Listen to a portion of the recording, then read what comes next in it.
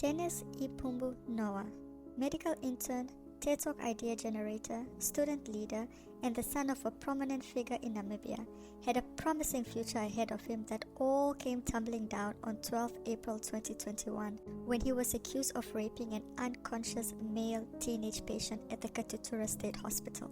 But how did this now 30-year-old, who was set up for success, end up with an 8-year prison conviction for committing a heinous crime by abusing his power as a member of one of the most respected professions in the world? Let us delve into what we know. Dennis is the younger of twin boys who were born in 1994 to father Paulus Noa, a trained lawyer who went on to become Namibia's first and only Director General of the Anti-Corruption Commission, and mother Hendrina Noa, a trained teacher. The Noa couple went on to have 2 more daughters and raised all their children in the protected comforts of Windhoek's upper middle class society. Dennis completed his high school at DHPS in 2012 and enrolled at the UNAM School of Medicine the following year. He was, by all accounts, very bright and popular amongst his peers, so much so that he went on to be voted as the SRC Secretary General in 2015. Dennis was also selected to be a TED Talk idea generator that year and spoke at great lengths about the importance of being self-employed during his TED Talk. I do not want to be employed by anybody. I grew up believing that I should. I'm here to challenge the attitude that one should value themselves by how employable they are. My name is Dennis Noa. I'm currently a medical student. During this time, his twin brother, Donbald, was equally doing well academically and was studying to be an engineer at NUST. This made the Noa couple very proud, especially their father Paulus, who has been at the helm of ACC since its inception in 2004. On the surface level, everything appeared to be going well for the Noa twins, but those close to them reported that the twins had secretly been battling with their sexual identities. On 17 December 2020, tragedy struck the Noa family when 26-year-old Donbald, who was at the time in his 4th year of engineering studies, died in a gyrocopter crash 20 kilometers outside of Windhoek. Donbald died alongside the pilot, Pierre Blau. It later emerged that at the time of the aircraft accident, Pierre's license had not been renewed by the aviation authorities on medical grounds, and that the trip on the small aircraft was a spontaneous joyride.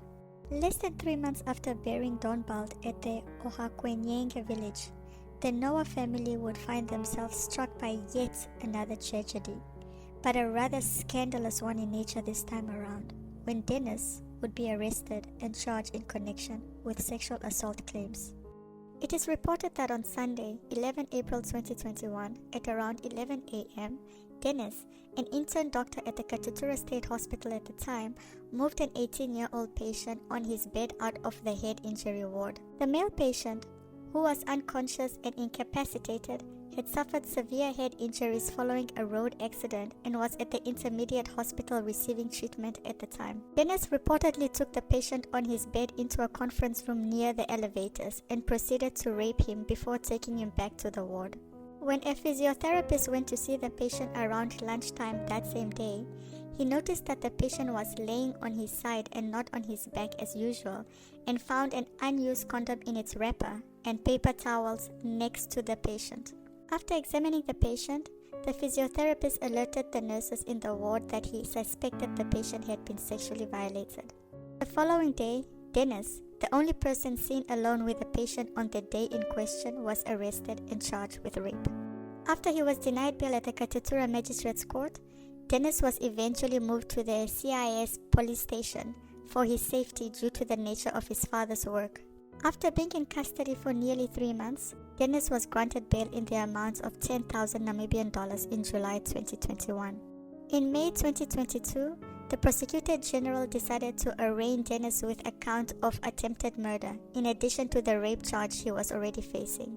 The attempted murder charge related to claims by the state that Dennis removed an oxygen mask or oxygen tank that assisted the patient's breathing and moved him out of the unit where he was admitted, in circumstances in which Dennis could have foreseen could lead to the patient's death, and that he was reckless in his conduct in that regard.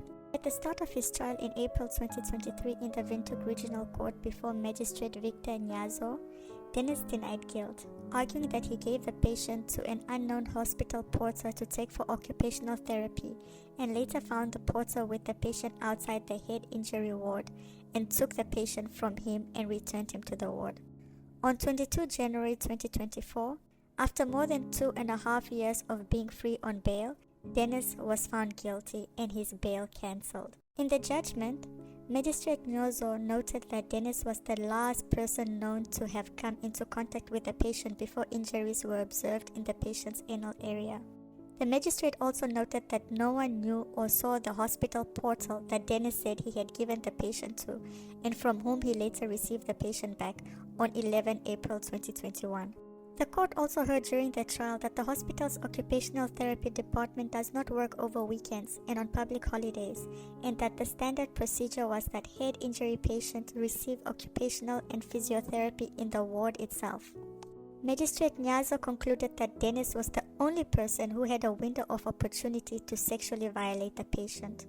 On 22 February 2024, Dennis was sentenced to 8 years in prison for the rape. Dennis's lawyers have since started the process of appealing against his conviction on the grounds that Magistrate Nyazo made several errors when he found him guilty on the charge of rape. But for many, the question lingers about the events that led to the downfall of a once promising young man and the tragic consequences for all involved.